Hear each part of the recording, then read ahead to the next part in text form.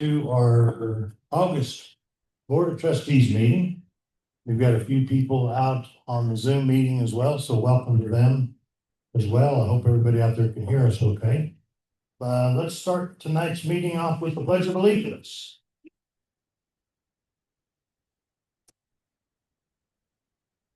I pledge allegiance to the flag of the United States of America and to the republic stands one nation, indivisible, liberty and justice.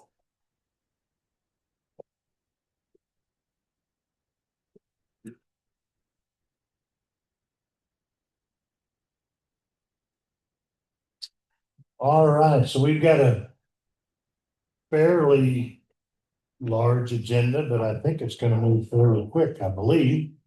So let's start off with public comments. Stacy, did you have anybody? I did not. Well, I did have one. Jesse James would like to make public comments.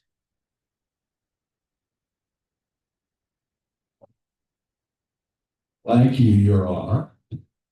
I thought I had told people so I could go on the agenda, but I'd like to make a brief comment on the Newton Center, PHCA, and trash. And this place is quite a blessing to the town of Pitkin. And now with the playground trash and with Candy Park trash, we need to deal with that. Those two places for the city. And I've done some research. And annual dumping fee $500 a year to the PHCA. July definitely being a heavy month. And that's the month of environment's benefit and PHCA benefit that really benefits the. So I'd like our council to consider that in the very near future for next year. Thank you. All right, thank you, Justin. I've made a note. I guess when we start looking at the budget for next year, we may put that in as a discussion point. Clarification point, did Justin say 500 a year? 400 to 500 per year. 400 to 500 a year. Thank you. All right, well, item number 3, town attorney report. Well, we don't have a report for the town attorney tonight, but maybe in September. So let's go on to 8-1, which is approved meeting minutes for the July 21st regular meeting and the July 31st special meeting with the public hearing. Anybody have any additions, corrections to? Let's start with the July 21st meeting.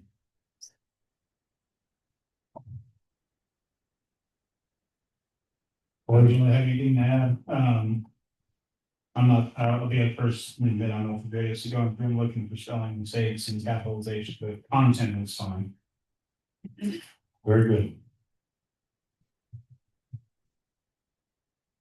Tom, you had anything? No, sir.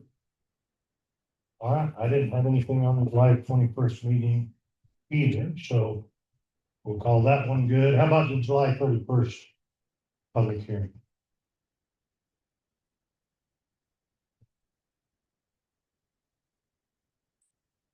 Everybody's okay with it too? All right. I'll entertain a motion. I'll make a motion to approve the minutes as presented. This is Jara, I'll second it. So we've got a motion to accept with a second from Jara. All in favor, say aye. Aye. Aye. All right, review the treasurer's report and disbursements.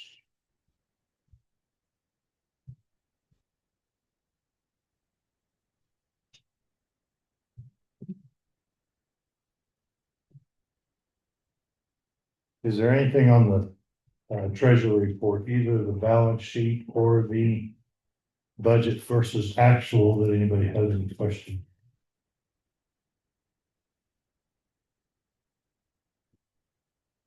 Well, this is Tom. I did have one question and I forget what it was. I think it was under the OWTS administration fee. Actual is 200 and budgeted. My question, what was that? Okay, tell me where you. Oh, it's on the first sheet. It's 4305. Okay. I can look that up real quick. So is that the $25 OWTS? Oh, that could be. That's got to be what that is. Yes. So our OWTS was $25 and have expected. Yeah, because I did. So Yep. that would be. I was unclear on what that was for, especially when she said, thank you.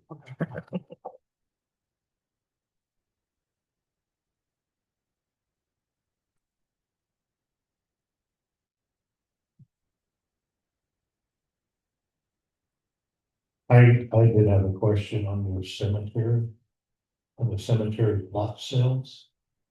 So did we not have any lot sales so far this year? We budgeted 1,200, but it doesn't look like there's any. We have two brand new ones. Those two brand new ones I have not put into QuickBooks. This would be through July, so if they're brand new, like in August. Probably was all. Okay. Okay. I don't think I've gotten any since I've taken over. I know I haven't. Except for these two new ones.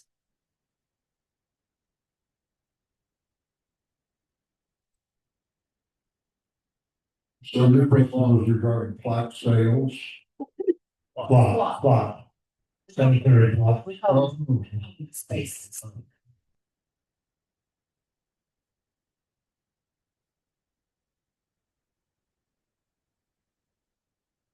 So another question that I had on that, I think I know, is under street expenses, maintenance expenses. And then the disbursements, I know there's a disbursement, under disbursements for tractor use. Hmm. Is that included in the actual budget? Or excuse me, actual expenses associated with it? I will have to pull that up in QuickBooks.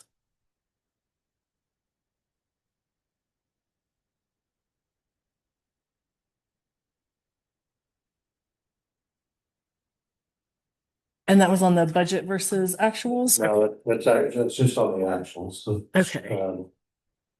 5160.1 streets maintenance expenses.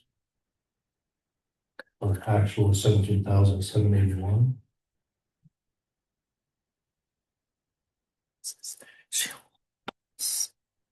Okay, and this is through July.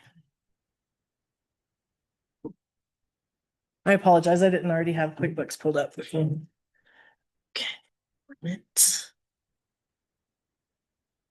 Okay.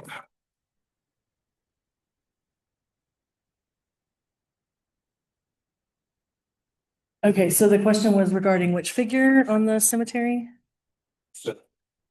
5160.1 streets maintenance expenses. 15. So actual 17,781.20. Does the disbursement that's on the disbursements, is that included? Oh, yes. Yes, it is. Okay. The next question is, after we do disbursements, that's all included in the January through July actual. Do we need to do a resolution? That's our budget was 15,000, increase the budget. Probably. Because we have gone over. We've gone over budget, so. I believe the resolution Okay. to increase that. You want, we can't do it tonight, but so we do it for the next month. Okay.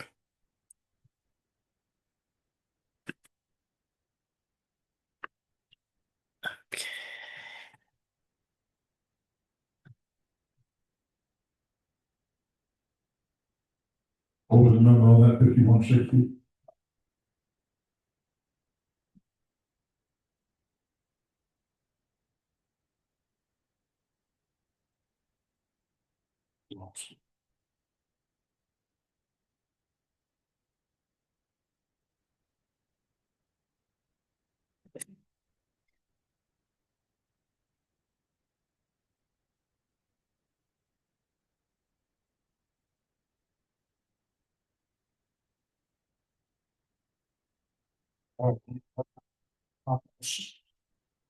On the budget versus actions.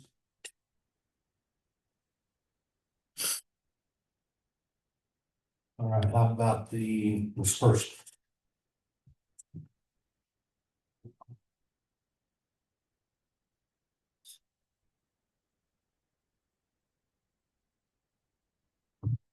I'll start off on the US Treasury at the top. Yes. You have the check at 1,047.57 blanks.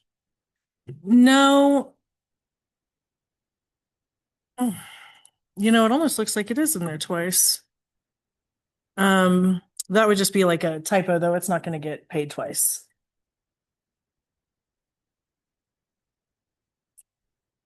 No, that was the clerk's typo. What was? I guess I was still. Yes.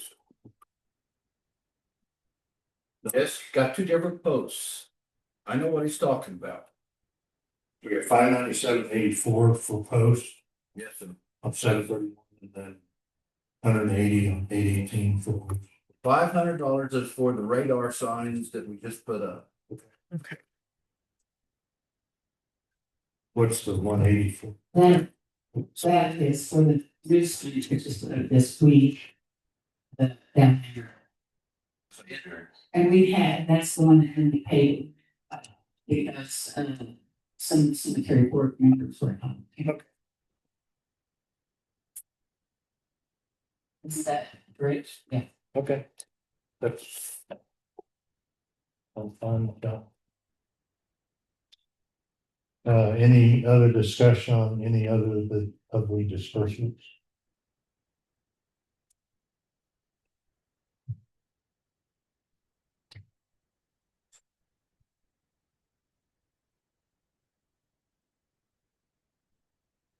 Just assuming. We turned off the batteries now. I was just gonna say, I think when we get like concrete mix and it's like something twice, one probably for the cemetery and one probably for the signs. Just to verify. Yeah. It's differentiated in QuickBooks. It's just not printing it up on this report.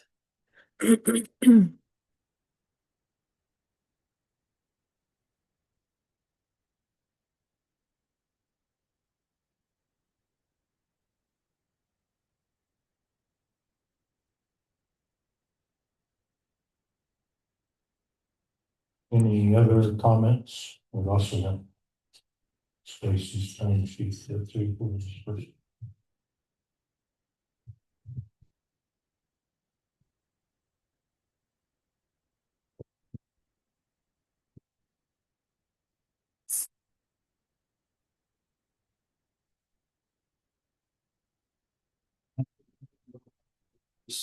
Hopefully going forward, we're gonna get a little closer to the 40 hours a month and not have to pay as much. Going off over and I go time beyond the 40 hours, especially since we start getting in kind of slower months. So That's my hope. You're kind of catching up now and kind of getting the rhythm.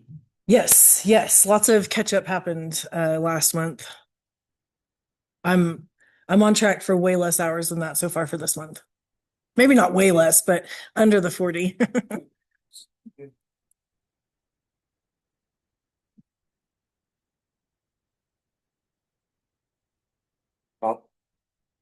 Yeah, that's. Good job, I'm good. All right, Jerry, you okay? Yes. Anybody like to make a motion? I'll make a motion to approve the disbursements as reviewed. This is it, I'll second. All in favor, say aye. Aye. Aye. All right. 8-3, discuss the possible action on the town attorney vacancy.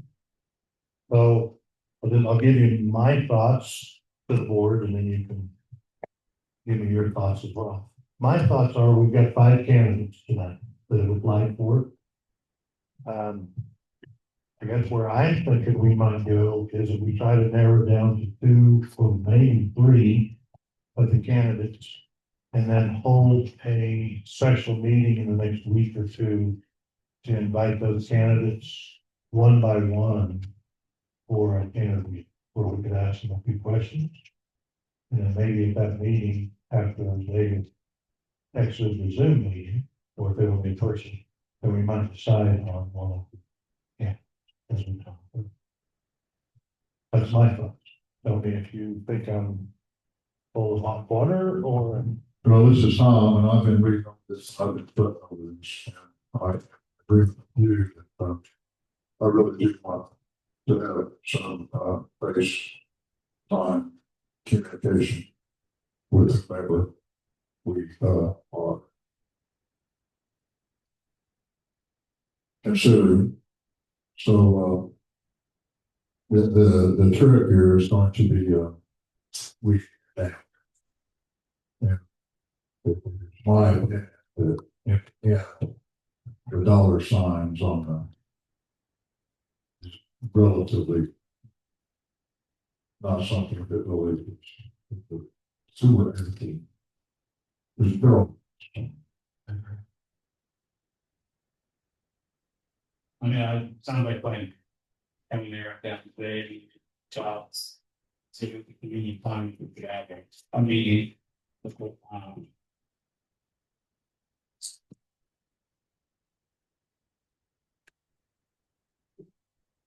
kind of looked through some of the.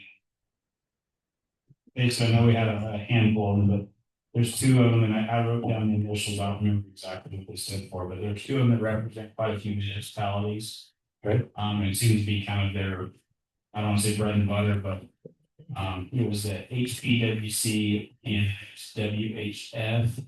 And I apologize, I don't remember what the abbreviation before, but between those 2, they represent a lot of municipalities, and just they're larger firms, and that they have, they have paralegals, they have assistants. It just seems like when we get into needing information on vacating streets or whatever we're facing with zoning and everything, that if they're well versed in it, we're gonna be able to get answers quicker. It's not gonna necessarily be something that, oh, I gotta go spend 3 or 4 hours researching that you're paying for, but it's something that they're potentially already familiar with, and it's the answer you get at the meeting next.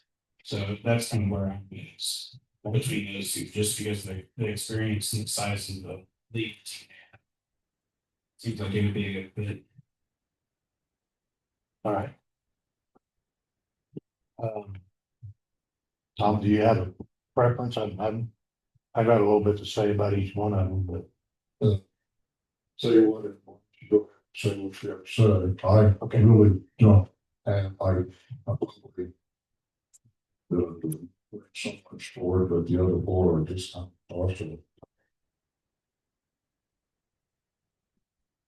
So I'll start off with the Hoffman, Parker, Wilson, and Carberry. That's the HDWC the Corey's referred to. The thing that I saw with that organization is they currently serve over 40 different local governments in Colorado in various capacities. One of my concerns with any attorney or any representation would be that they understand a town like the town of Pitkin. And that our population isn't real big, we're not a big town. We will never be a big town.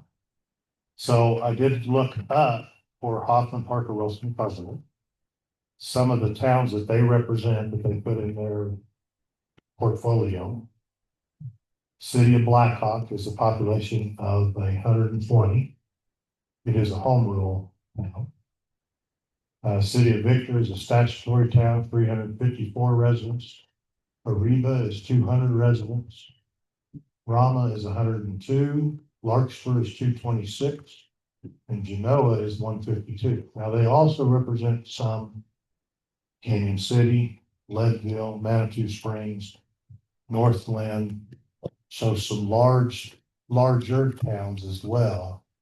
But I think they might have a better understanding about a small town too. So that's one of the things I liked about reading their portfolio.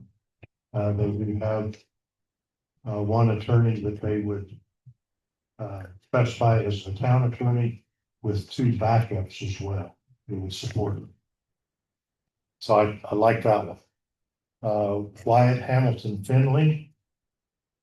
They did designate Dan Finley as who would represent us, who they were selected. They also have 3 other people that backed him up. Under their current client list, I didn't count all of them. There's 2, 4, 6, 8, probably 25 towns that they represent. 7 of them are in Colorado, the rest are in Texas. I did a little bit of research on them. Their headquarters is in Texas. They have a satellite office in Denver. Dan Finley is in the satellite office in Denver. But they have town of Brookside with 238. And Moffett is 106. The rest of them are 1,000 population or more, 10%. But most of them, like I said, are in Texas. So not that that's a bad thing, but I do think Colorado has some unique laws that people need to be aware of.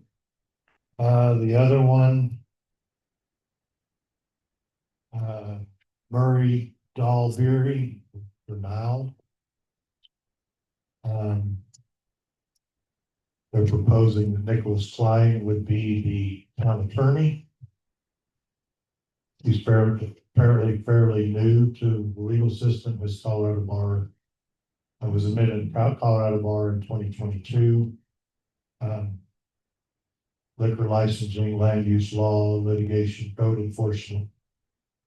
He has 4 towns that he represents in Colorado. And then Gregory Law Firm.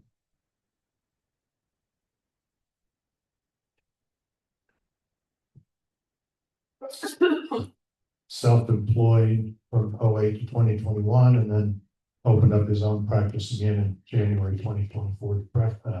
Present general practice focusing on criminal defense, representation of patients and children's best interests, independence. That one, just because of what I think we need in Pitkin, was not at the top of my list. Who's legal advisors? This is a single individual that has his own practice, and he's a town attorney for the town of Wellington. So again, I thought because of the experience and towns that they represent, probably wasn't at the top of my list. So that's my comments, and then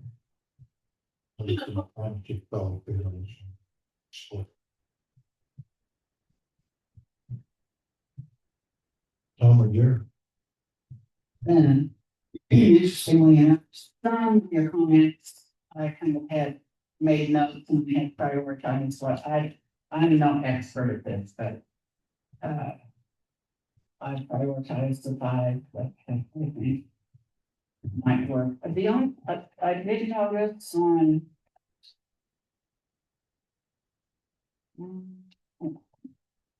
the Murray Dahlberry Renown. And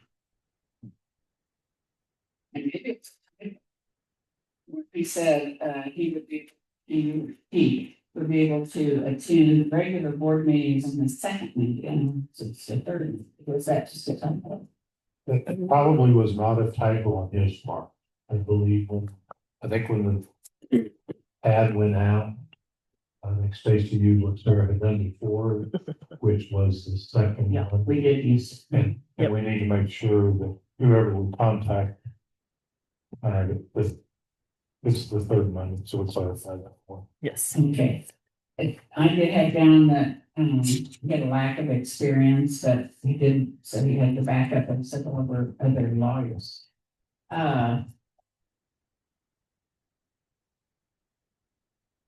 The Gregory, he's the solo guy. He graduated from Western, so he might know something about the area. But are we gonna try to go down maybe 2, or we want to get down to 3, or what? I have mine prioritized. I have mine prioritized too, and I say 2 or 3, but I could go either way. Whatever, Tom McCory, what you think, we'll go down 2 or 3. 2 is fine to me. I mean, my personal opinion kind of seems kind of clear. There's 2 that probably at the top of everybody's list.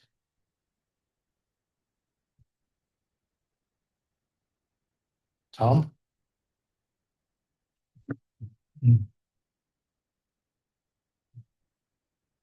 I'm really not qualified for this. So I was attracted to our, Gregory law firm. He's, one-man show with his own business. There could be something to be said for that, depending on how personal interaction plays between him and us. Not real sure. On the other hand, we have,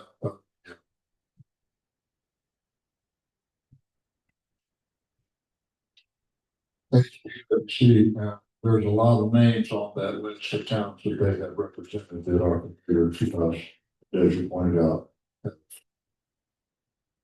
lower populations. So they are familiar across the broad spectrum.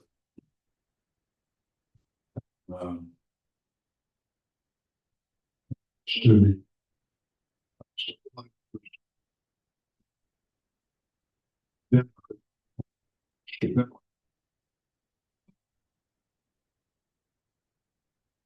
not so many current client lists, not so many cities on the current client list here are something that are people.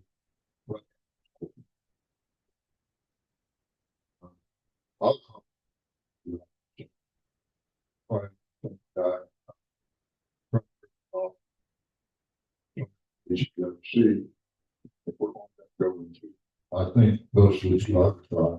It's not that the others aren't unattractive, but that's, we all have what appeals to you.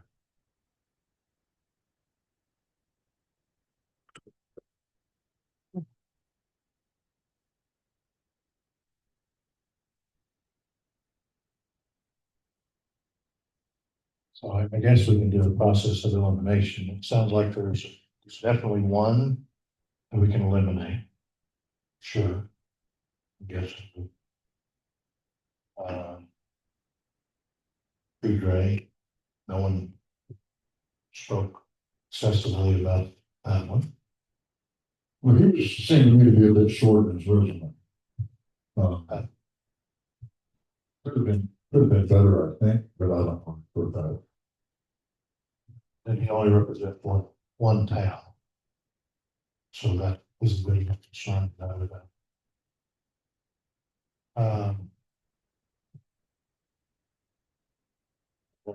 Thing. The Murray Dahlberry without, where does? That one was not high on my list. He was the one that I felt like also had a lack of experience with municipalities, but he also has the backup of a lot of communities in their phone. But I could put him to the rear of the list.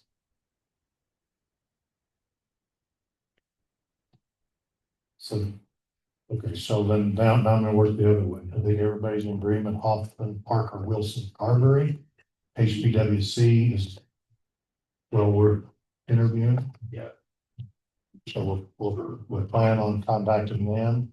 And then do we want to do 2 or 3? That we talk to, if we did 3, we can talk to Gregory Law Firm and Wild Hamilton Finley, or do we just go to 2? I'm not, I have nothing against Texas folks at all. Let me make that clear. But, but most of their clients are in Texas, and this is a satellite firm in Denver. They did designate the 2 paralegals to us, but I didn't, just looking at the resume, or the application, it was something for that thing.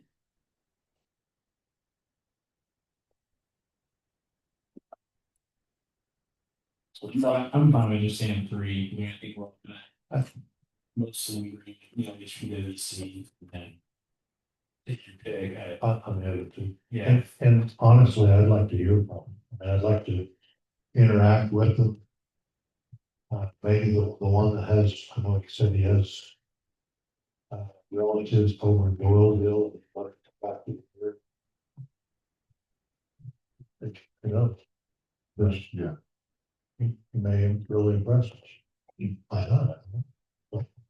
When I looked at his, and I'm all for interviewing him, and the fact that I wondered about are we talking about the graduate? Yes. Yeah. I wondered about his municipal experience, but I couldn't tell from his resume that he had a lot. But I'm not opposed to interviewing. That's, I mean, my opinion, that's the big downfall. Is it doesn't have a municipal experience. But I wouldn't have a problem with at least listening to him now. Well, before I say that, so do we want to do those 3? Okay, say those 3 again. Okay. Hoffman, Parker, Wilson, and Carberry. And I'm gonna ask Stacy, if you will contact these 3. Mhm. And we'll come up with some meeting dates to see if they could do a Zoom. And my thoughts are we do a Zoom like 20 minutes apart for each one of them. Okay. Is you think 20 minutes is sufficient, or 30? No, I think if all connections are good, 20 should. And then, okay, so Hoffman, Parker, Wilson, and Carberry. Wyatt, Hamilton, Finley. And the Gregory Law Firm. If we do 20-minute sessions and we get 10 minutes between, Yes. that would be good. So the other thing I would recommend is that we have a list of questions that we ask them. And I'd like to see those questions be the same that we asked them. And then if there's any other ones that come up, any other questions we could have talking to them, we could ask those. But is everybody kind of in agreement to throw our thoughts together on questions we might want to ask them? yeah, that's fine. You want to just email those to Stacy? Like Stacy. Yeah. Consolidate those to lists. I'm sure some of it will have probably some of the same questions. We'll consolidate those into a common list. Totally. Yeah, no problem.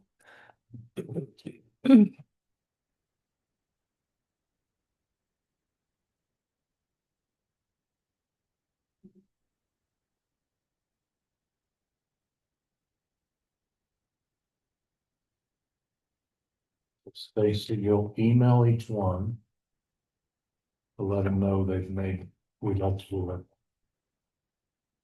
Zoom interview, or unless they want to come in person, I guess they could. Probably a Zoom interview. We'll email questions to Stacy. Now, do we have a date that we would like to try to pull this off, or do we need to do make a couple of dates for that? Mm. I'd like to do it all in one night, but have, Yeah, I probably have to fill out what availability they have. That'll probably be the problem. It's Yeah. be something like herding cats. Yes. why don't, in the email to them, ask what their availability would be, like next week? Or the following week, you know, if they're available. Preferably next week. And hopefully they come back with, maybe give them a choice of like Wednesday or Thursday, Okay. or Tuesday is the first. Hopefully they'll come back with availability. Are you take public comment or Tonight, get for this? yeah, yeah.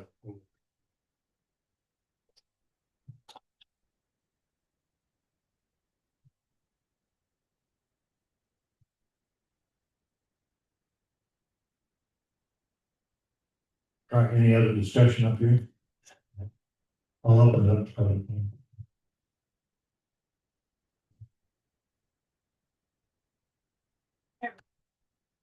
Let Linda come up and then Maureen should. Okay, Linda Cole, thank you for opening public comment. Just two things, as somebody who schedules meetings all day, every day, can I make a suggestion? You should offer 2 times, 2 dates and 2 times. And if they can't make those, look after something else, otherwise you're gonna get a different date and time from everybody. That's just my first one, it's just a recommendation. The second one is, I know that you're just Martha about tonight, she had a prior obligation, but you know, she's here legal and has some insight, so I would highly suggest you to her for maybe some questions, etc. And my last comment is, just as an outside observer, you know, years of coming, the previous attorney versus the younger kid that was before, sorry, I don't remember their names. The last person seemed much more adversarial to the public. And again, I'm just giving you my perspective as the public. And so I'm hoping that the board can come up with questions and use cases. I would highly suggest you use cases in your interview. You know what I'm talking about? Right, where you give them a scenario and ask them how they would handle it. So that you can kind of get a feel for some of these firms, these bigger firms, maybe they're going to protect that town at all costs and without regards. And I don't think that's what we're looking for as a town. Does that make sense? So again, these are all just my opinions, but if we could ask some questions or use cases to try to get a perspective on their ability to protect the town while respecting the public for the town that we have. It'd be great. Thank you. Maureen.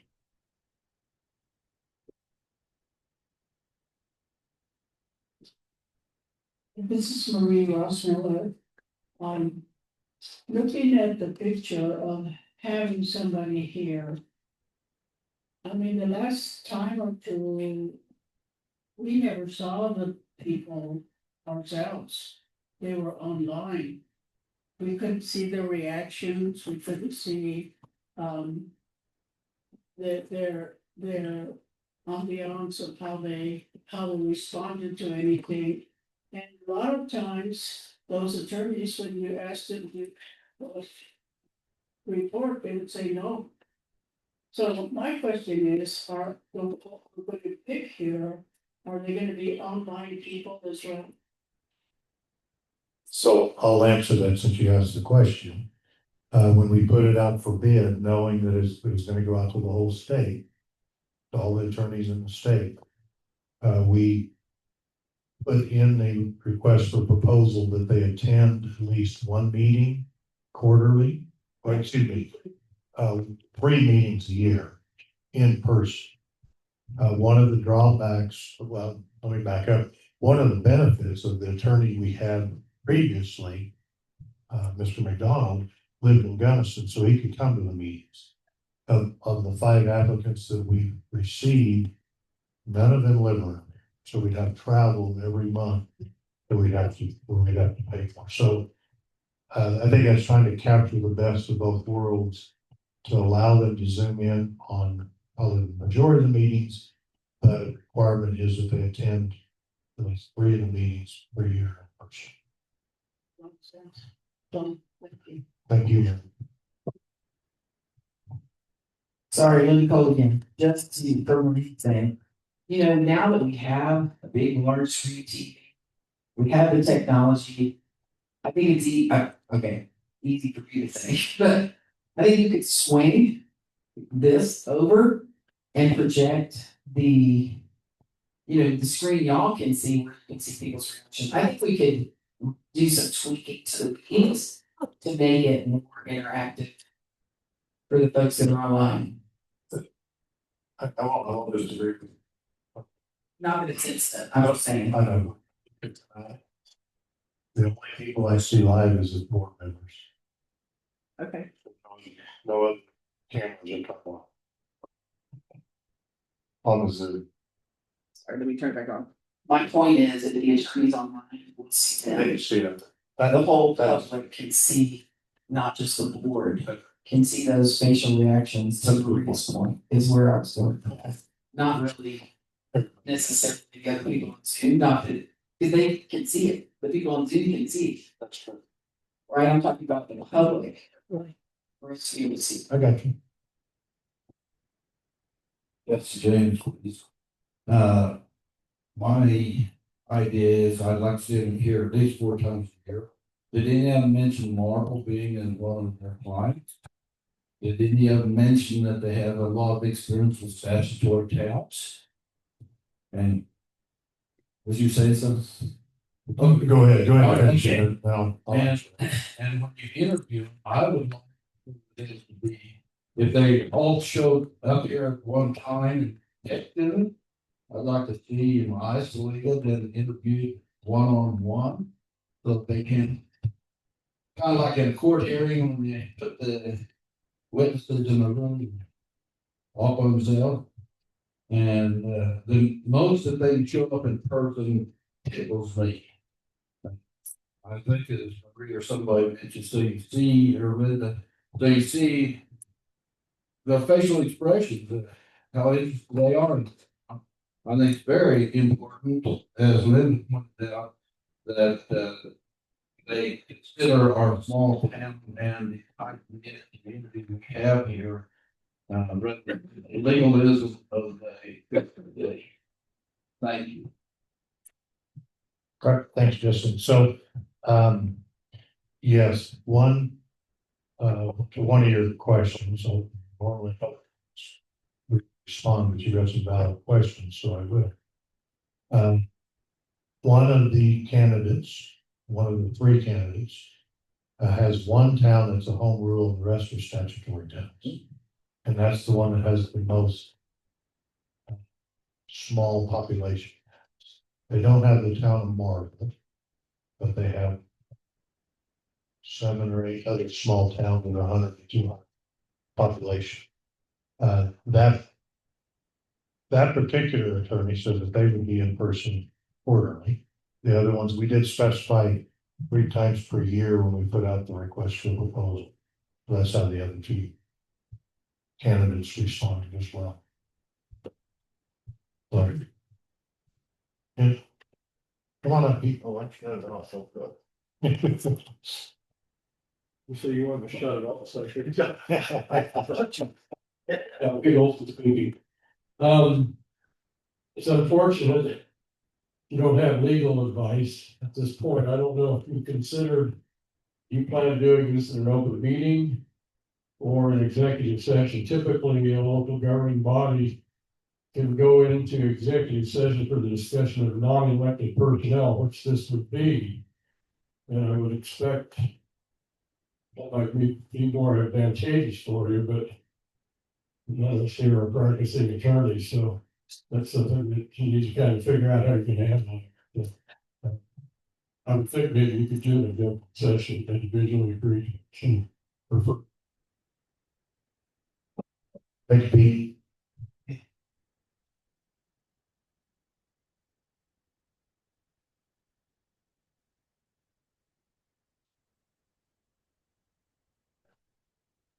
since none of us are attorneys up here.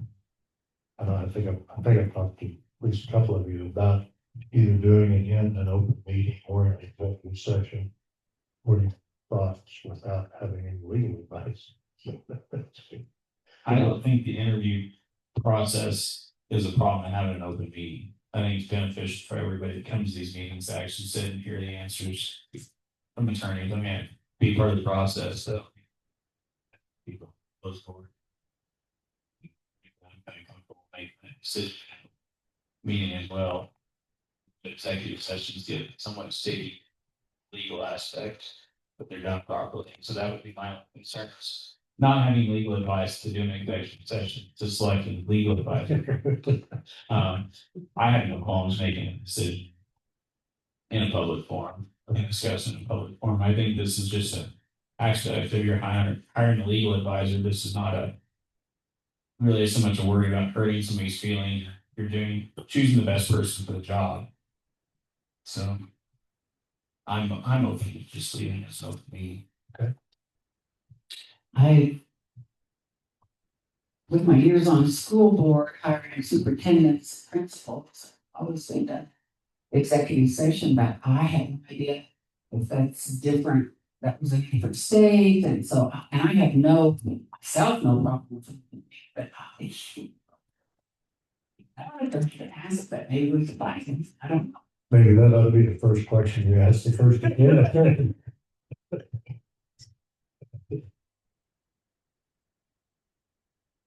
Tom, you have any thoughts on it?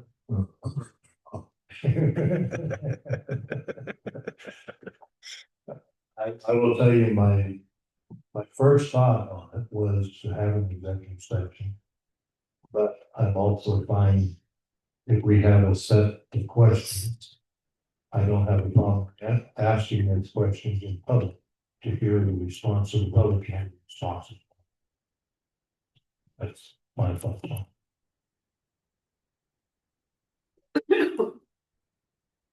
Maybe after we get an attorney, we'll ask them, should we have done that anything? So I guess I'm open. Hey, you go ahead and ask the questions in a public session.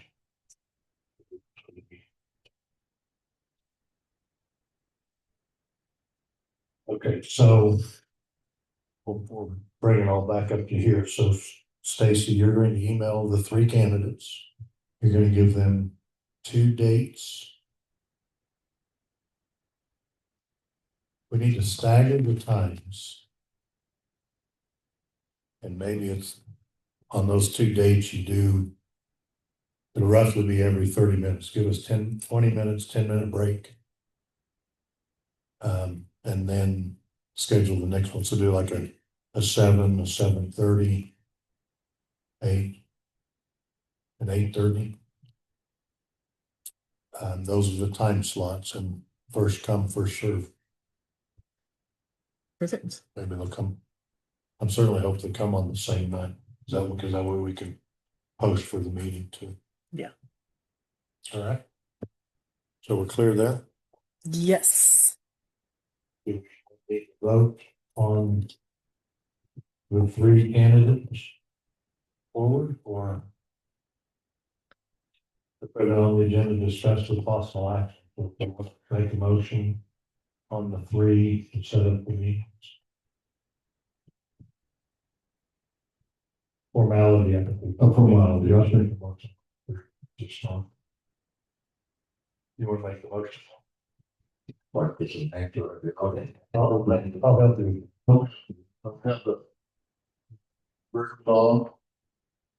Is that correct? HPWC, WC. WHF. Yeah. I'm looking at it right here, WHF. Well, those are the 3 firms. Make a motion to.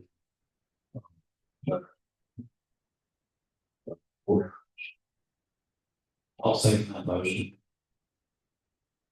So we've got a motion and a second for those 3 firms. I just want to clarify, what 2 dates were you looking at, Stacey? Well, next Um, week? Next week, you said Tuesday, Wednesday, Thursday. I would probably offer Tuesday and Wednesday, unless anybody has different ideas.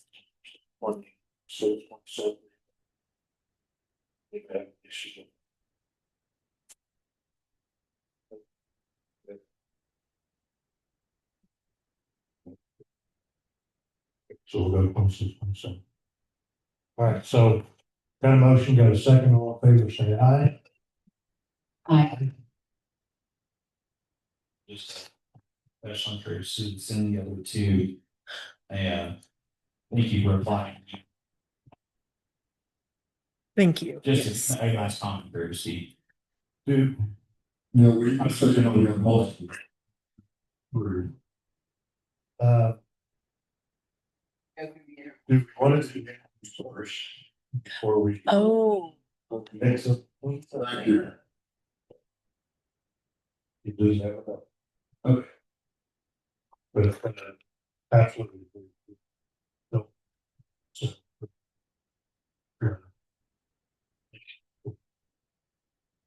All right, 8-4, update on posting board of trustee. Stacy, do we have any candidates? no, we do not. Ask general public that we need a board of trustee and we need an environmental health agent.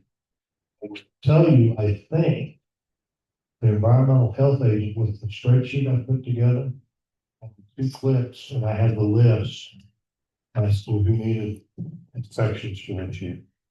So I think it's simplified now. So the environmental health agent is not only, it's a lot of paperwork, not a lot of paperwork, it's paperwork. But then the environmental health agent also should have a knowledge of WTS.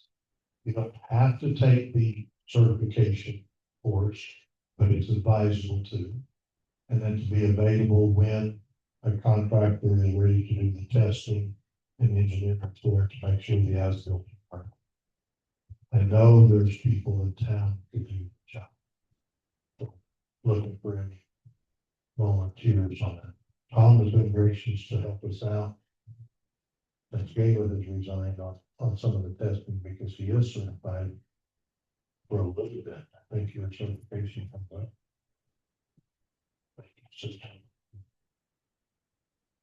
So just to, we could use a 5th board member and which would serve until next April. And the environmental health agent.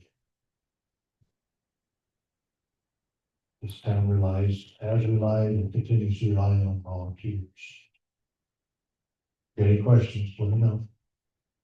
8-5, discuss with possible action, a recommendation from the zoning board of adjustments on a variance request for the Pat Parker House on 111 765 for access across the town property.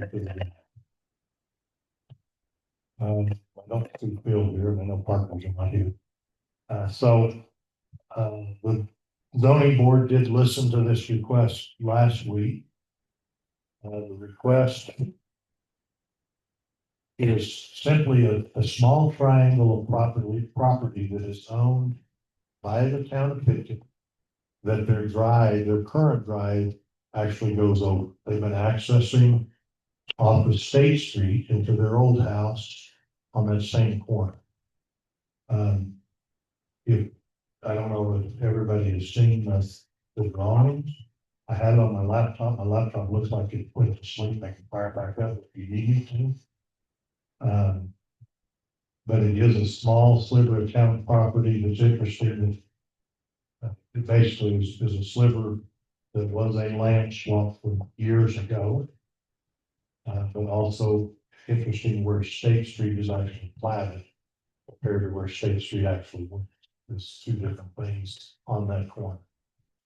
So they've been accessing that property for a number of years. The zoning board unanimously agreed to recommend to the board of trustees that we to allow them access to cross that little sliver of town property. It's not a vacate of the property. It's not a variance. It's kind of something very unique. We're gonna let them travel across the town property on their drive. And we're talking about a feet. It's not a lot. What partners have asked for and what Bill has asked for is access through there.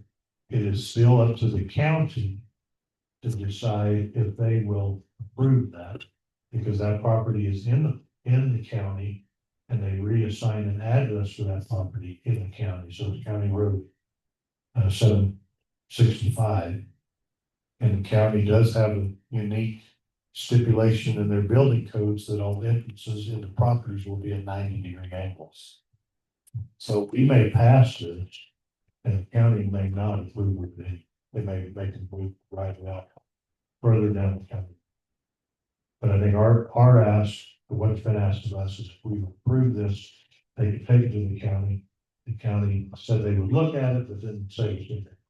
So, but just a little insight, I guess, background information for you. Any questions up here on the board? And then I'll open it for public comments if there are. No, this is just the way they've always accessed this property, and it's how they currently access it. It's more of a formality for them to go to the county and say, yes, we can still access the property, as we have for the last 15, 20 years. Now, I don't know any of that. I mean, it makes it's pretty common sense to me. I don't see any detriment to the town. All right, anything else from board member? I didn't see any problem. I will open it up to public comments. Just go ahead. Jesse Jones, Britt. Phil Deutsch and I walked the property, and the current culvert is actually in our 12th street. So therefore, if we deny something there, it might even hurt the old Parker place. But Phil has already picked up a culvert to attach to the top end of our culvert and run it upstream on that 765. The only problem the Parkers have now is their two big lodge poles that are marking their driveway are have to be moved. It looks like a positive goal to the county just. Thank you. Thank you, Jess. Anybody else from the public? Before I shut off, Pete. Imagine at some point.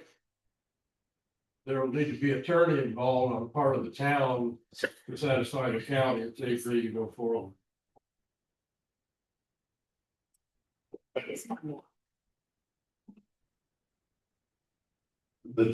The county may require.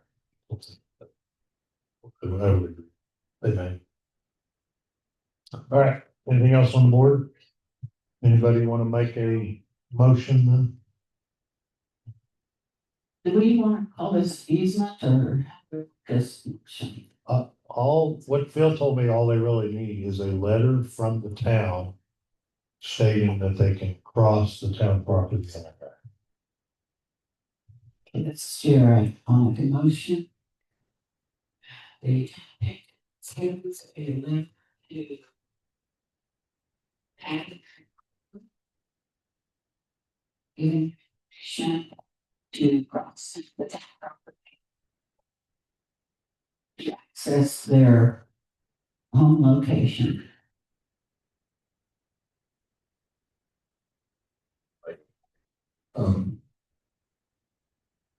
So before we go for a second, can I amend that slightly? Sure. Okay, this access has been there a long time. And I think that needs to be pointed out to the county in our recommendation.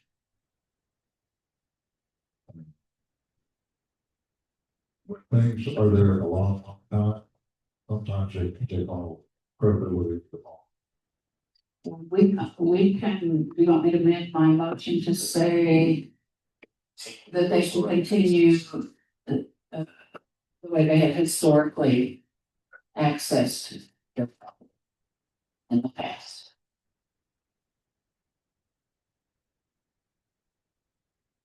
All right. You got all that stuff. Mostly. So Jared made the motion, I have a second. I'll second that motion. Motion and a second.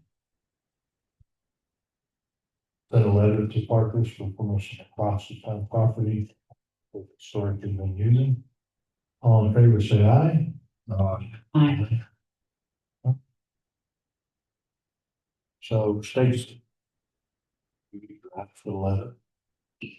Yes. We might want to get Bill to ask you what else he needs on the letter. So that may. It's just a point of clarification. This is solely because of the county driveway requirements, correct? Because frequently everybody in town has to cross town property to access their.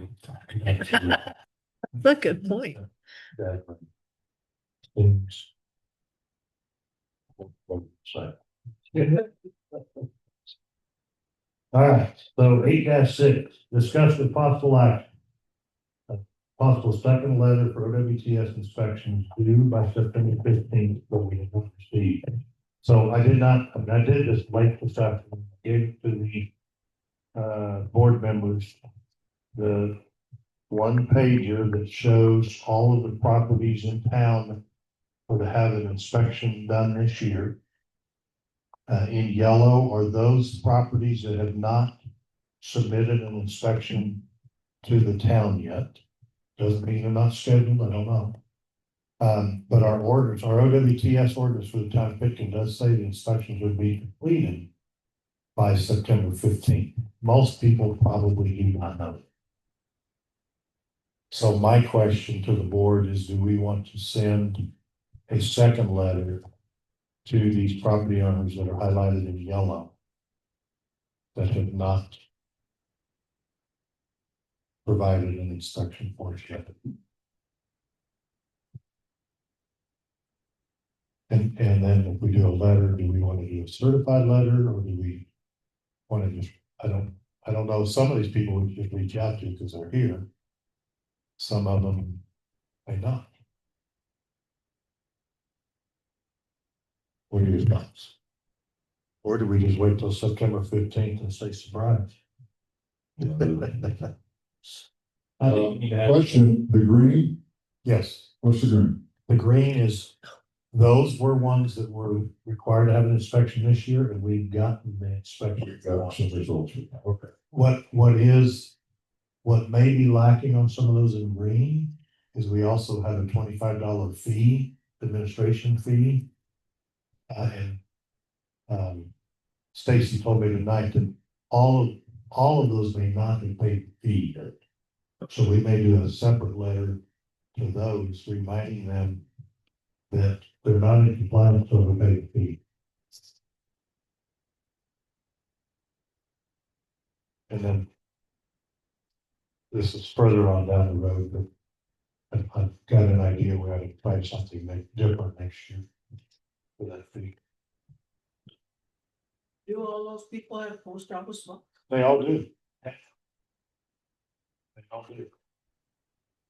It's the same post office box that the county assessor has. And I would presume that the county assessor's address is correct, because I know they mail statements every year too. Yeah, I mean, as a person, I'd like to send letters. I don't know if they necessarily be certified at this point, but just a reminder letter, hey, you got less than a month. So. I don't know if they don't respond or you don't get an inspection by then, you. Maybe get that, I guess, staff. Well, actually, the ordinance is pretty clear. If it's not, then it's for the attorney to tell us, but the ordinance states that if it's not received on September 15th, there can be a fee imposed on the fee script on the fee is for $500. So it is clear in the ordinance. I don't know that we've taken that stand in the past. But Well, I don't think it would hurt, yeah, to have that in the letter saying, hey, this is done by September 15th, you could subject to. You know, the fee detail in our fee schedule, these. So.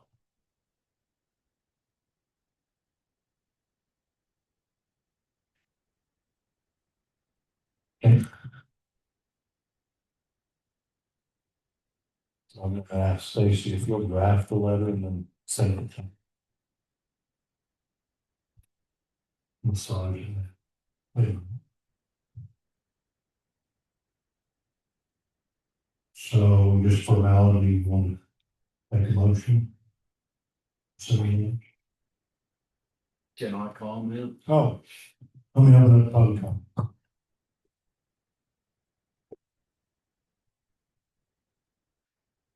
I'm full of noise, Jesse, Jimmy.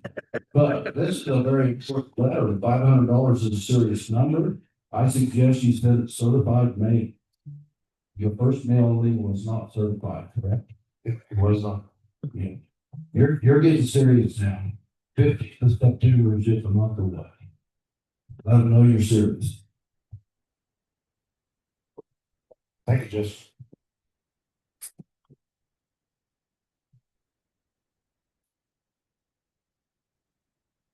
Do we want to send them regular letter or a certified letter or? I think it's a good point. I mean, I know there's a lot of associated costs with certified letters, but I think at that point, somebody can't really say, oh, we didn't get it. True. I mean, I say that and there's, I know on the list, I think, or maybe not on this, but it's been sent to certified, letter, so I was flag. So, but at least I think the town has something to fall back on. So twice, once via certified letter. Yeah. Any contact you put it's readily available via the county. No response, so. Yeah. I think if memory serves, I think it's only around $11 to send a certified letter. So I mean it's not nothing, but I think it's worthwhile. It's my opinion. Let's. How many names are on that list? Total for inspections this year, 31 original. And up here, 16.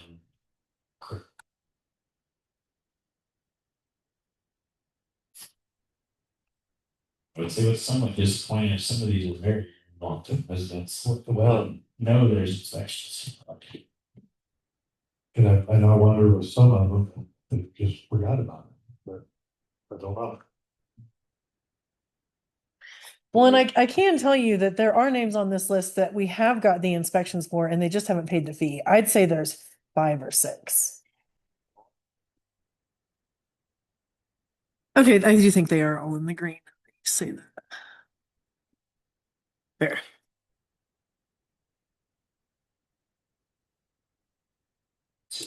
Motion. I'll make a motion, we send certified letters to the remaining inspections needed. This is Sharon. All right, so we have a motion and a second to send certified letters to the remaining people that have not responded. The WTS inspections, all in favor, say aye. Aye. Okay, so Stacy will draft a letter, send it to me. Yes. We'll try to get it out by Friday. Sounds To good. give them the motion. 8-7, discuss with possible action. The appointment of Brian Leon as cemetery board member was recommended by the cemetery. I'll let anybody in the cemetery speak to that. I have not over this at all. Well, I'm chairman of the cemetery board. Thank you Mark, for that. Good report. We did meet and we had volunteer, yippee. And we don't know much about him. He did attend the meeting. He had told me and told me he was interested. And that we did the meeting. It was. We don't know too much about him, but he seems very interested. He has helped with cemetery cleanup people. He owns property in Forest Creek properties. His stuff is in Fern and cemetery. I guess that's about all we. Seems enthusiastic. he seems enthusiastic and he's young, and I think he's less than 65.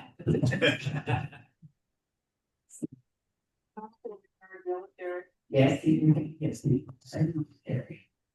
He lives in Pueblo, or Pueblo West. I think it's Pueblo West. So we actually bring that to the town council to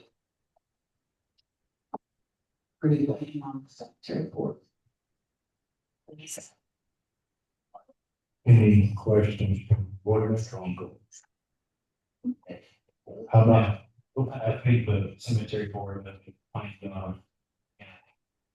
a recommendation. It's not good enough to make the work. I'll open it up for public comment. Yes. Good, I gotta speak into this mic.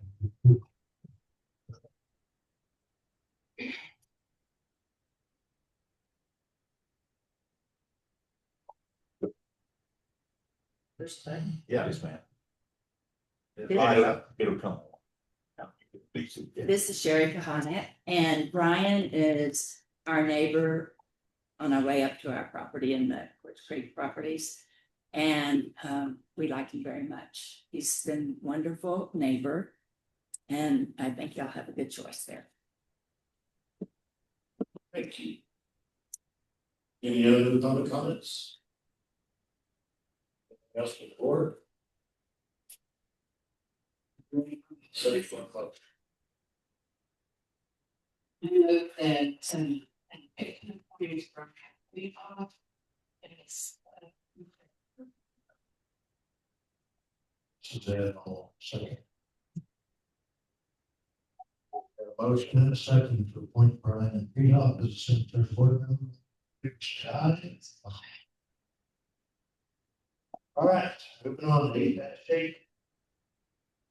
Update on the Schellenberg request regarding vacating cluster between block 2, block 4, LA block 4, LA block 2. Mason Street between block 3 and block 4 and block 2.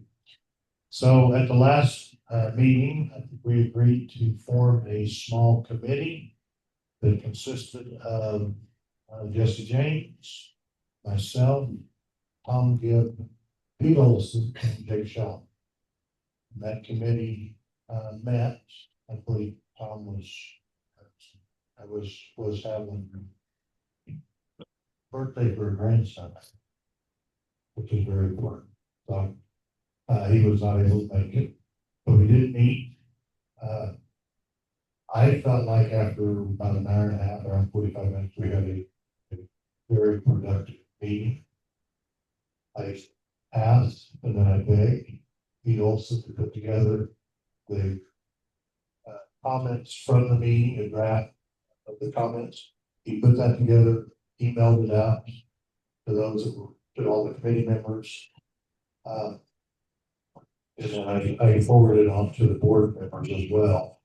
But I think after that meeting, we had a number of questions that we needed to counsel. So that's basically where we sit with it right now. I think everybody was in pretty good agreement as we would the discussion on the direction should go and how we could make these recommendations to the board of trustees, but there are those legal questions we need to ask now on how could we accept this and what's the legal approach to it. So that's basically where it sits. Hopefully by September we'll have an attorney on board so we can work through these questions that the committee has as well as the board has as well. So that's the update I have on that, unless anybody has any questions. Okay. Then the last item on the agenda is to discuss with possible action the posting of snow plowing request proposal, or the request for proposal. I know it's only August, but I thought before we get too far into the season, we at least start thinking about posting for snow plowing. I think one of the first things we have to answer as a board is how much of the snow plowing do we want to do this coming year? But I really just put it on the agenda so we'd be thinking about it. We could discuss it tonight. Don't know that Jesse's prepared to talk anything about snow plowing. Yes, I am. Oh, okay, then he is. So, should have known better. Should have put it on. It's on the agenda. I know, I just forgot to tell you about it. So. I think the first step is to figure out how much snow plowing do we want to do, same as we did last year, more or less. And then once we know that, then we put it out, put a request earlier. So I'm gonna stop there. The board's agreement. We'll let Jesse give his thoughts on what we should do for snow plowing for the upcoming one.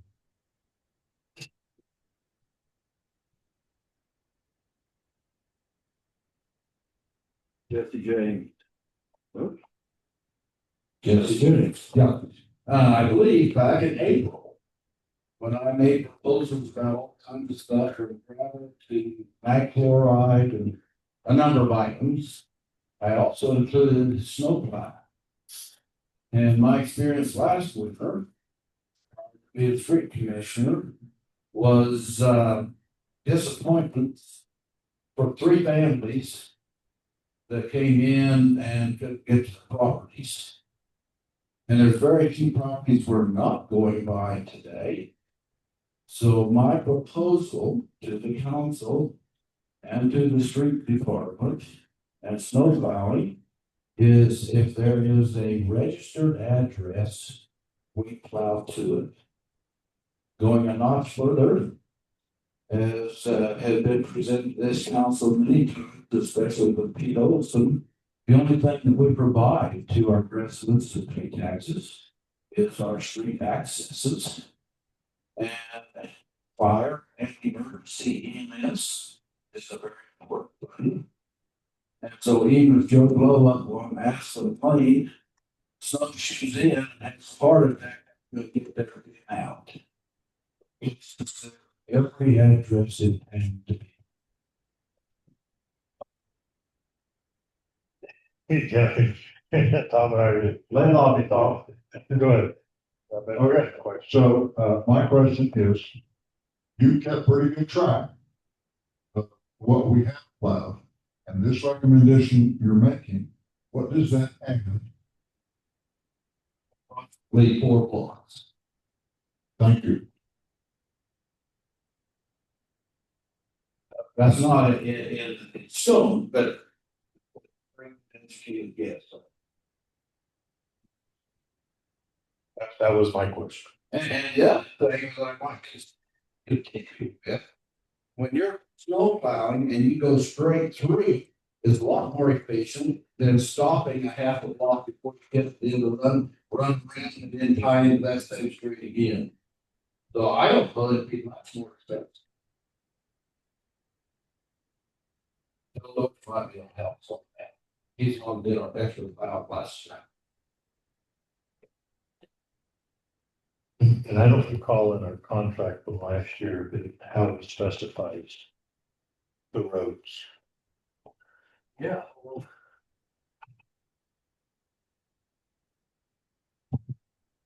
You know, I don't totally disagree with what Jesse is saying. However, there are some of us here in the winter who like to snowboard. And oftentimes, and I think this goes back more with Griffith is right down the town for forever. Be nice if they did a little more snow on some of these. I'm a little concerned about plowing some of these alleys, including one behind myself, because that's one of my escape routes out of the town, one of the street department. So, you know, I'd like some consideration about that in the process. And I do have a little concern with some of the long shot alleys. So.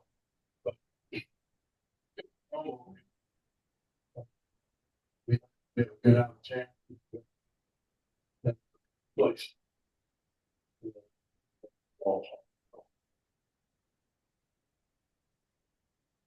A PS that piece there, take Alpine Lane, for example. I do not believe there is one address on there except for 9 Alpine Lane. Now, get up on Aspen Lane, yes, there are some addresses. There are some addresses on Quartz Lane that are very active. And we do have a 5-foot setback on all these 15-foot alleys, and that's primarily to point snow removal into.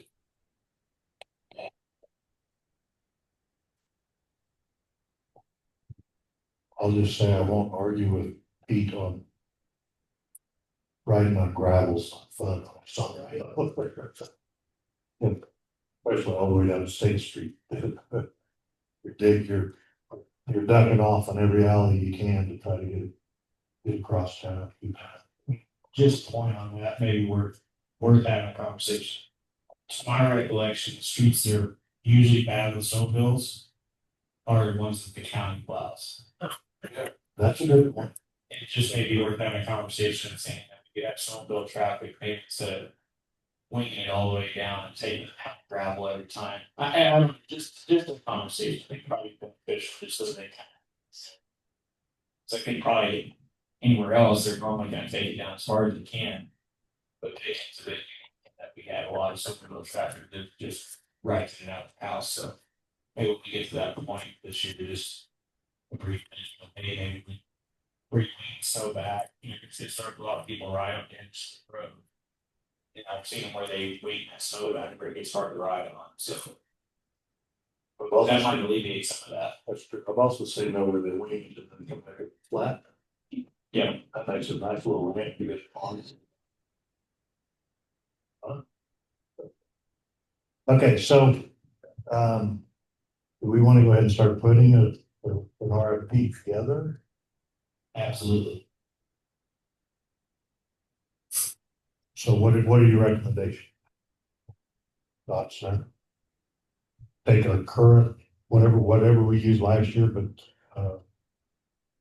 add the additional streets to it, Yeah, I mean, I would. and then go ahead and post it. I think that's the fairest way to every taxpayer in town. And I know there's been a point of contention over the last 11 years that, you know, some people that pay taxes just like everybody else, but they don't have access to the house unless they make a special request, or in some ways they have to pay for it fast. I think we've got another public comment. Quick question, Monica. So if we're going with this proposed to plow all addresses, that doesn't include alleys, right? In your case, not. So then we still have to put our letter requesting. Because here's my part, for me uniquely, I need the alley plowed because I can only, I need to get snowmobiles in and out. But more importantly, I have to put my car in the garage to charge it. So I don't have an option, I have to go in the alley. And you don't want, and I can't put it out on Main Street either because of the plows. So I'm just asking, do we still need to get that request in annually for whatever the date was in September? If, I don't know what the rules are, because for the years I didn't even know that there was even a special request. And I know I already have 2 trips cleaned up this winter. I don't know if you can answer this comment, but do I need to make a request?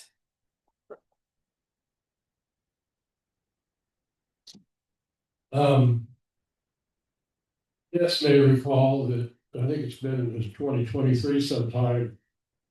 There was an updated formal snow removal policy submitted to the town council, which was adopted.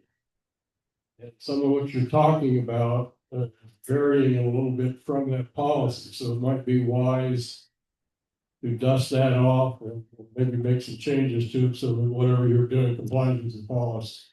Sorry to be a bureaucrat, but that's what I have. That's right. Well, wait a minute. You're being honest. That's what it said. What did you hear me say? What? August. Provided, quite frankly, but it's like about this time of year.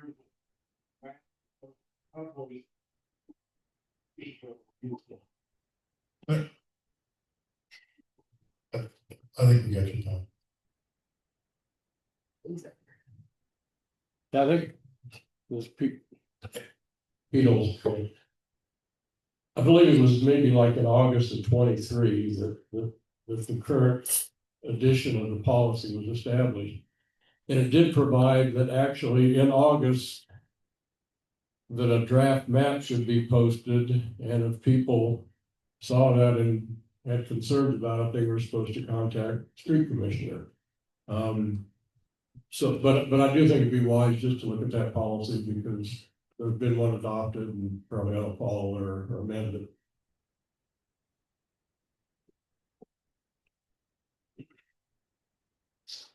Oh, cool. But that would probably be in the minutes. Okay. So.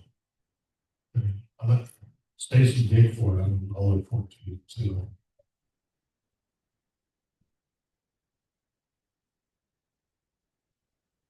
That may take a look, care of a lot of the questions on this policy that has procedure, and we could ask through all the streets. They come in. Look at July of 23. July.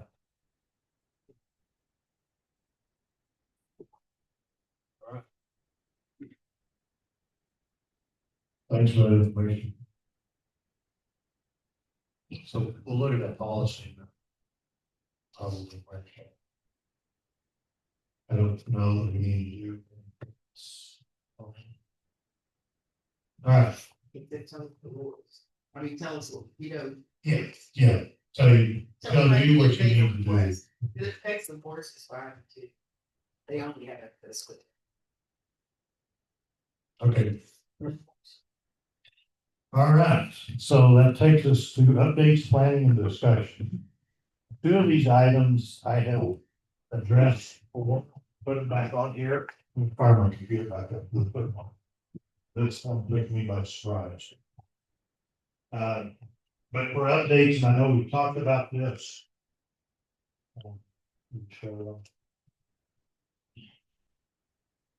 You change those settings, you know. Yeah, the why.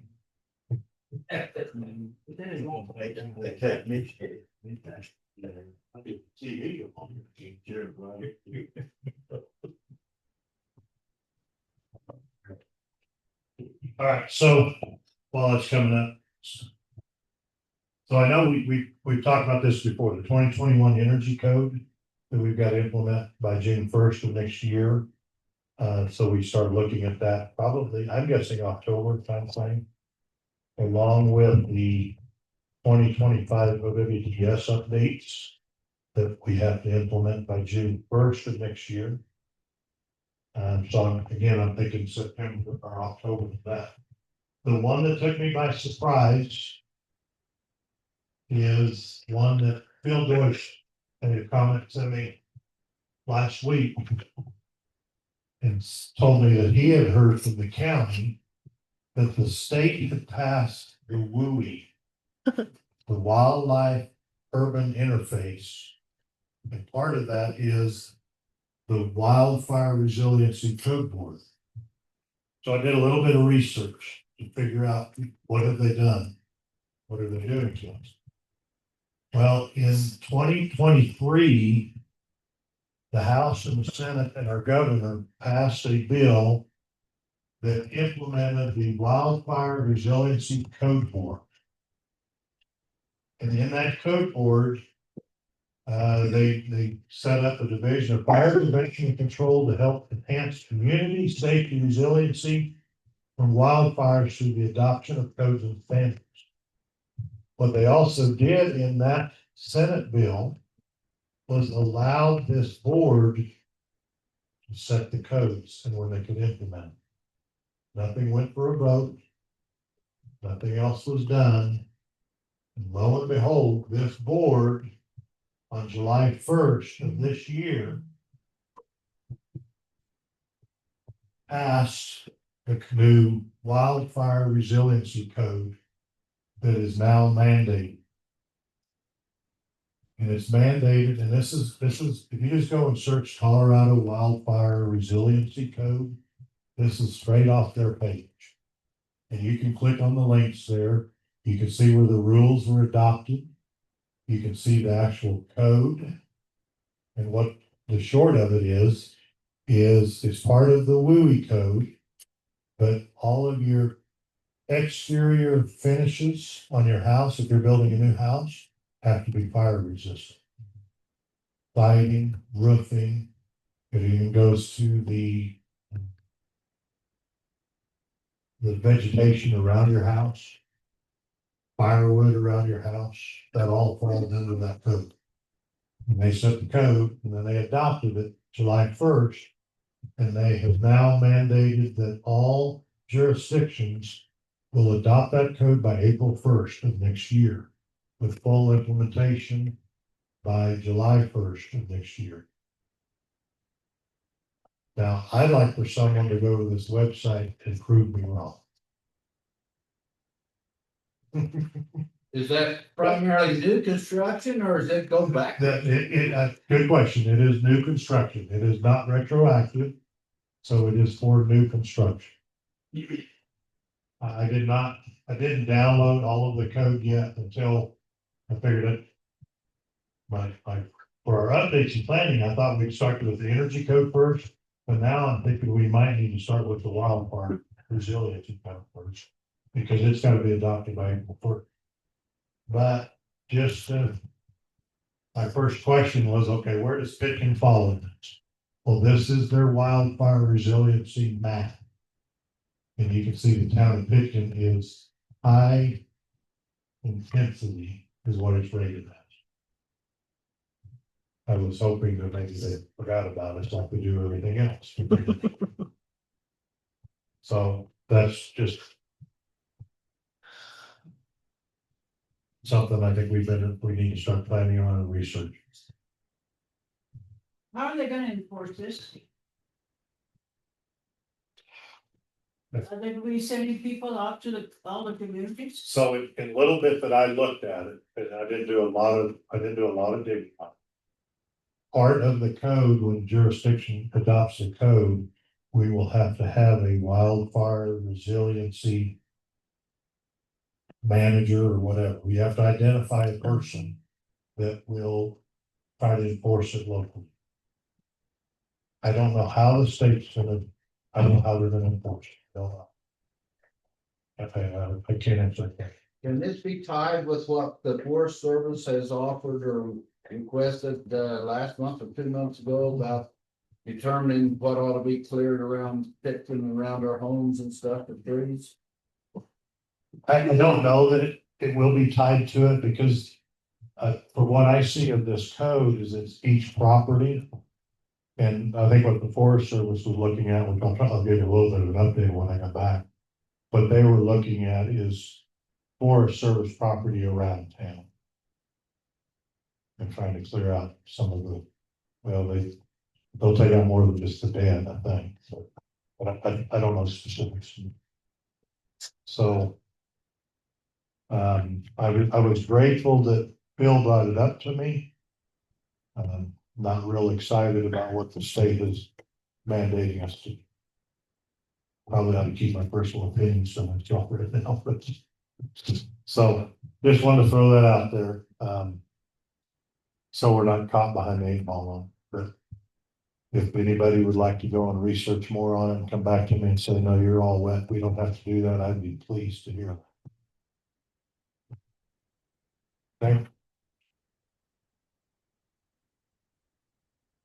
All right, I'm gonna move to reports then. I guess, give me some direction. You want me to start planning this for the September meeting or the October meeting? Start going through some. On the Any wildfire, one of the 3. I'd like to push it to October. Okay. Just knowing that we have attorney stuff coming up, we have so plowing, vacation requests, and Okay. I'm in agreement.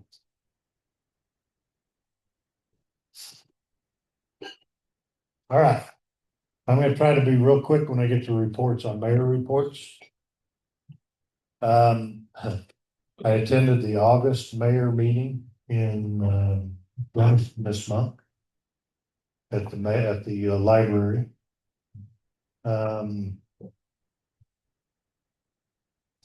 I will just say where I thought it was productive was our county commissioner was at the meeting. As most of you know, you were at the town hall meeting. And the county commissioner said that they would email us back, and specifically after the meeting. Mr. Houck said that he would send me an email within the next week or two about what's gonna happen with County Road 76 and broadband to help our cell tower and possible permits from the Forest Service for snow ground. As of yet, I've not received that email, but he was at the mayor meeting. I won't go into detail on everything that was discussed at the mayor meeting. However, a topic did come up about trust and how there's not a lot of trust in the news media. There's not a lot of trust in politicians. There's not a lot of trust when people get on social media. So when we did a roundtable with Mr. Houck sitting next to me, I said, you know, the trust issue is a big issue in society today. And I will go back to a comment that was made to me by a boss that I had about 35 years ago. And said, whenever you have trust issues and you want to build trust with either your family members, your coworkers, your friends, or your constituents, or your customers, you have to do listening work. And my thought was the same thing. You're looking at me like, listening work, what are you talking about? Listening what stands for do what you say you will do. Once you do what you say you will do, you start to earn trust. And at that meeting, I turned and looked at Mr. Houck and I said, I certainly hope you send me an email. And I haven't gotten it yet, but he said he will get it to me. We'll see. That's all I really want to say on the meeting. It seems like the same people come to those meetings. I may attend one more. And then I'll see where I go. Update on the Forest Service interest within the trees. I did get an email back from the gal that I was informed to contact. I'm trying to find her name now. Oops, that's the wrong one. I don't remember her name. But she's over the Forest Service tree thinning program. And her email, Denise, who's her name? Her email back to me is that she would love to come to Pitkin, and she is planning to come to Pitkin to do a presentation on what the Forest Service could do with tree mitigation of thinning trees and brush around Pitkin. However, she's put in for travel approval and still has not received it. So she's not here tonight. She's hoping maybe September. We'll see. So that's all I have on that. The town hall grant, an update on the town hall grant to repair the crack in the town hall. That grant was set to expire August 11th. I have coerced another board member to work with me with that grant. So Corey is going to join my forces with the state. We have got that grant extended for 18 months to have the repairs done. I will say we had the archaeologist in Bob Bolton, came up and looked at it. There is some question. The archaeologist is actually Justin Lawrence, but Bob Bolton does a lot of historic restorations. They looked at the crack. There is question right now if we actually need to be as extensive on the repairs or possibly do some remortaring on the crack. I'm not sure what direction that's going to go. The state is concerned that they want to make sure that it's done right, which I agree with. So one of the things that they gave us, that Corey and I sat in a little meeting with them, is a list of deliverables. I will tell you, the list of deliverables is about every month or every other month, there's something that they require. They have required that on the grant from the beginning, and they've not received any of it. So we've got some work to do to catch up. It's not insurmountable. But we will hit those deliverable markers as we move forward. We're waiting to hear back from Jake McDonald this week on what direction we're going to go with the crack of repairing this. Whether it's a major repair or a minor. But I did not hear back from us. Actually, last week I expect to hear back from them. So that's in progress. I think I don't think it's gonna get fixed. We're gonna do it. We're gonna do it right. We'll take care of the town hall building. As we looked around the back, I'm just gonna throw this out there before here comes that volunteer thing again. Bob Fulton was involved in the repairs of the town hall building back in 08 or 09, I think carried over both summers. And he showed me some of the stuff that they did to try to preserve that building. One of the things being is a very thick rubber underlayment that they laid away from the building with rock on top. So the water would drain away from the building. On the back side of the building, some of that rock is washed off of that rubber membrane. And we're probably gonna need some volunteers to go up there with basically with shovels. And try to bring some of that rock back up on the membrane so it doesn't rot out. And then we get water intrusion down the block. So I don't know if anybody would like to head that up. Just a simple volunteer group. I'll go for several hours with some shovels. At least get that part taken care of. Primarily for the snow melt for this year, so it doesn't wash down, break down the rubber membrane. So keep it away from the back wall, the mountain wall. Yeah, well, it's actually all the way around it, but it's only the back wall that it's the rock sliding off. And it's just small rock that they pulled from up above to pull on the membrane. Just, it was like Bob said, if we don't do something with that, that rubber membrane is going to deteriorate in the sun, and then we're going to have water intrusion. So if there's anybody willing to put together a small army of a few people to go up there with shovels, I'd certainly appreciate it. I don't think it'd take a lot of time. So I'm gonna ask the volunteers again, so see me afterwards if someone wants to do that. If not, then I'm just gonna sign it. Get out. And then, that's that.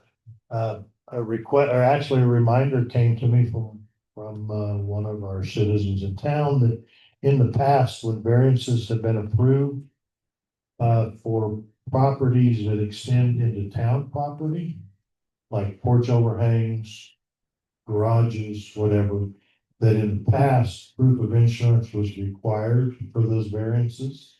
I don't think we've done a very good job in asking for those proof of insurance.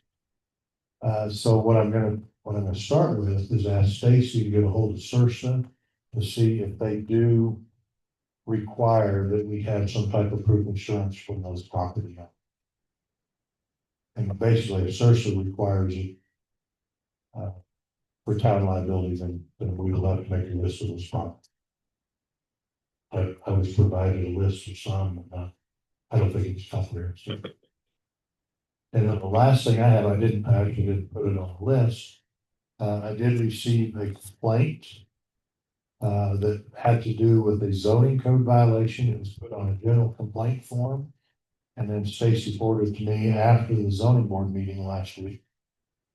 Zoning code complaints as per the zoning code need to go to the zoning board of adjustment. So I have forwarded that complaint on to Jesse James and did a comment as chairman of the zoning board and vice chairman. And the way the code reads, I can address it in next zoning board. And that is all I have for any mayor updates.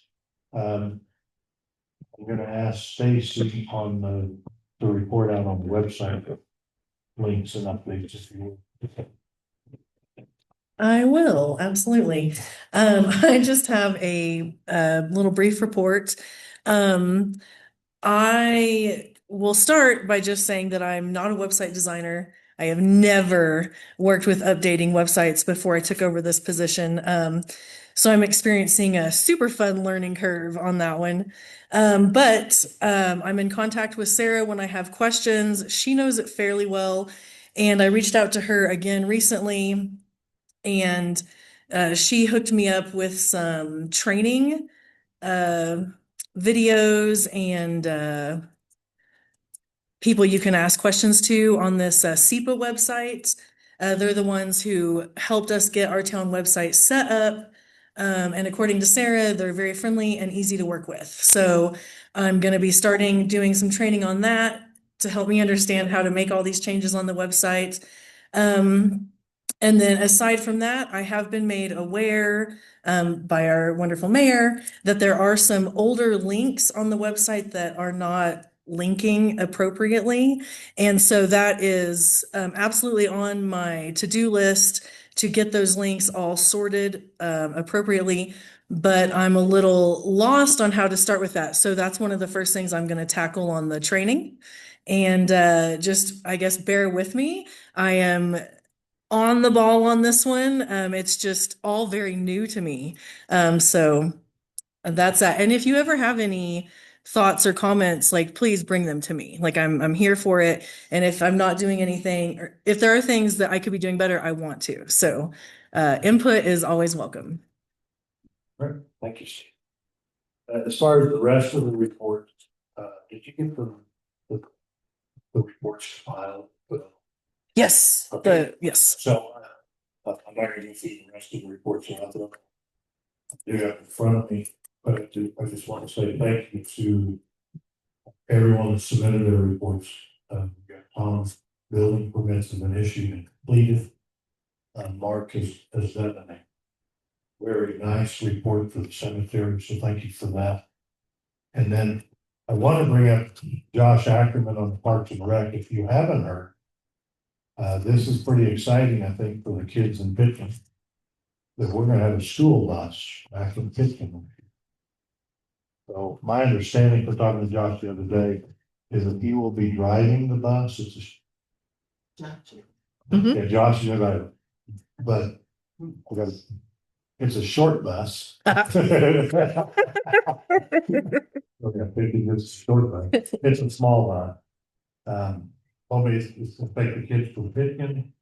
They'll stop in Harlan, up on Ohio City, and they go directly to Gunnison from there with the kid. That's all he's picking up. So it's not a real big bus. He's also asked, he's gonna try to get some more information.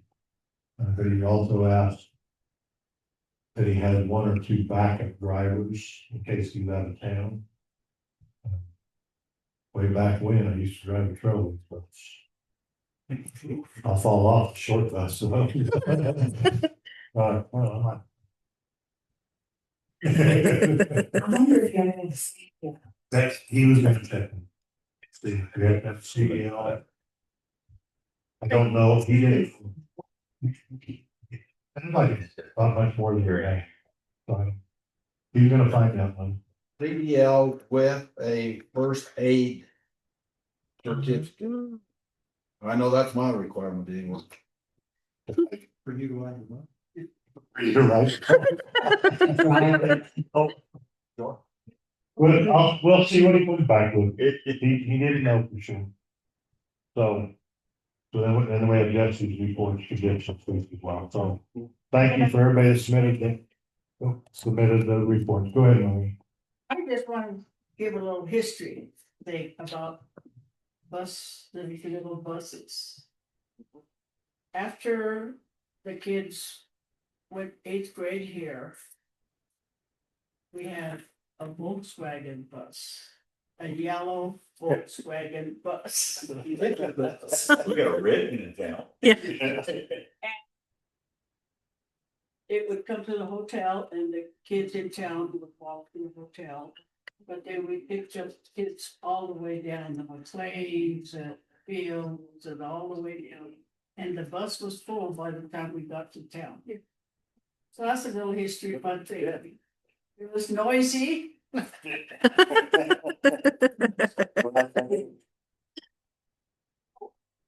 Uh-huh, What is the word for it? absolutely. That's all I see on the court. Anything else?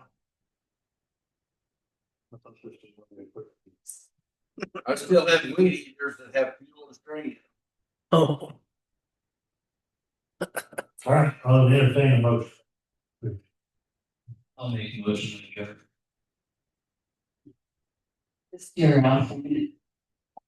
Got a motion, got a second. To adjourn, all in favor, say aye. Thank you, everyone, for staying.